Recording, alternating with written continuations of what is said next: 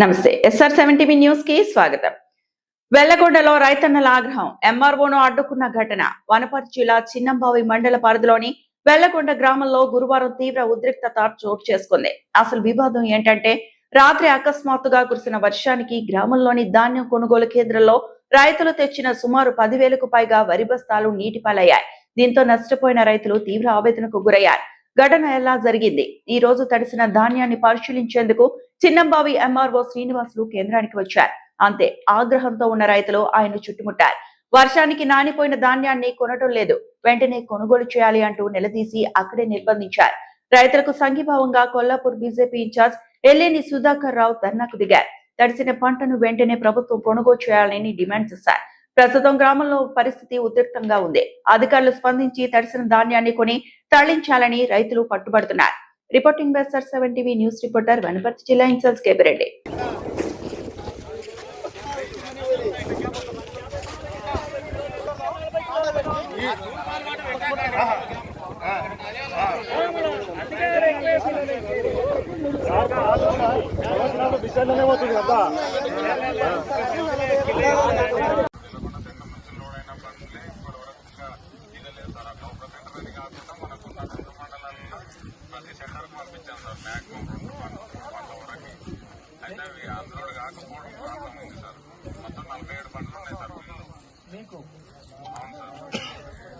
కనీసం ఒక 5 మంది పంపించారు చిన్నబాబుకి ఈ రోజు.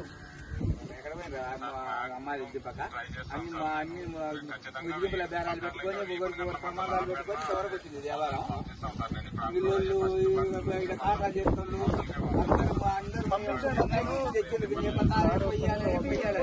ఇప్పుడు మాట్లాడాలి ప్రసాద్ తోటి. వేరే కాడ పిల్లలు అమ్ముకున్నా సరే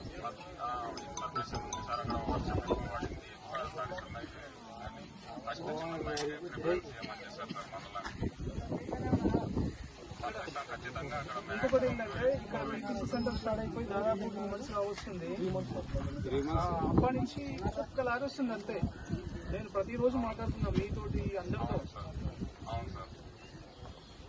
ఓ విషయం ఏంటంటే బైసాబ్, హలో, దాదాపు 2 మిల్లులు ఉన్నాయి సార్ మాకు.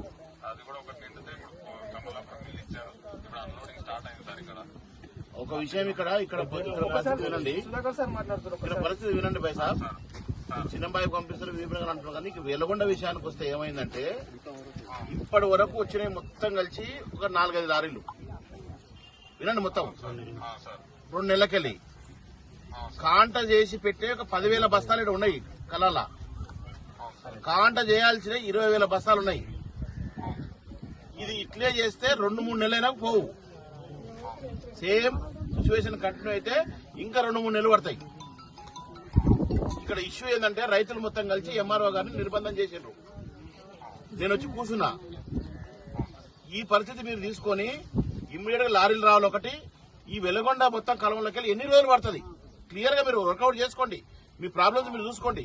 3 రోజులు పడుతుందా, 4 రోజులు పడుతుందా, వారం పడుతుందా, నెల పడుతుందా, 2 నెలలు పడుతుందా? మీ ఆలోచన ఏంది, మీ రెస్పాన్సిబిలిటీ ఏంది అడుగుతున్నాం. మేము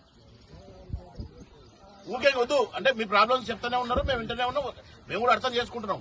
కానీ ఎట్లా రైతు ఎన్ని రోజులు వెయిట్ చేయాలి? ఇది ఇష్యూ. కాబట్టి మీరు చేయాల్సింది ఇప్పుడు ప్రజెంట్ దీనికి ప్రాక్టికల్ గా అడుగుతున్నాం. ఏదో గొంతెమ్మ కోరుతారేమో. మీ లారీలు ఇమ్మీడియట్ గా పంపాలి. అయినాకనే మేము లేస్తాము. అప్పుడే ఎంఆర్ఓ గారు బయటకు వస్తాడు. తర్వాత రెండోది, ఎన్ని రోజులు చేస్తారో చెప్పాలి. ఎంఆర్ఓ చెప్తారా, మీరు చెప్తారా, కలెక్టర్ చెప్తారా చెప్పాలి. ఈ 2 డిమాండ్లకు మాకు ఆన్సర్ వచ్చే వరకు మేము లేవము. ఎంఆర్ఓ ఇక్కడ నుంచి పోడు. ఈ విషయాన్ని మీరు ఎవరు చెప్తారో చెప్పుకోండి. ఒక్క వెహికల్ వస్తే కాదు.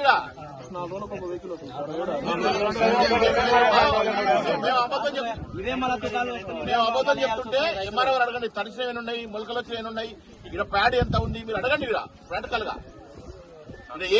మీరు ఎవరేమో రాజకీయం చేస్తలేరు. ఓన్లీ రైతుల పక్షాన వాళ్ళ ప్రాక్టికల్ గా అడుగుతున్నాం. పోతాయా పోవా? ఒక విషయం చెప్తే వాళ్ళు తీసుకుపోయి 2 నెలలు పోసుకుంటారు. వాన వచ్చి కొట్టుకుపోయే 2 నెలల తర్వాత ఇప్పుడు పోయి చెట్ల పోసుకుంటారు. పంపండి లారీలు. 2 నెలల నుంచి ఇప్పుడు వెళ్తున్నాయి.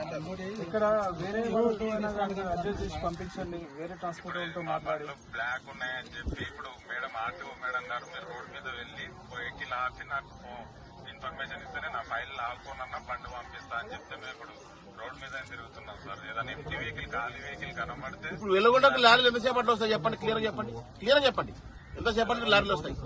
ఇప్పుడు ఫస్ట్ వెహికల్ అన్లోడ్ అవుతుంది సార్, ఒక హాఫ్ అన్ అవర్ పడుతుంది సార్. ఎక్కడ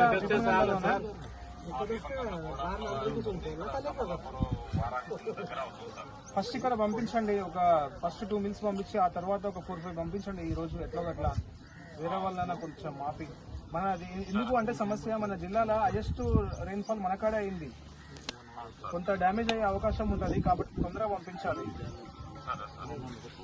ఓకేనా? ఓకే, నేను లారీలు వచ్చే వరకు సార్ గడాలి ఇక్కడ నుంచి. ఇక్కడే ఉంటారు అందరూ వీళ్ళు. వాళ్ళు కాదు, నువ్వు కూడా ఉంటావు.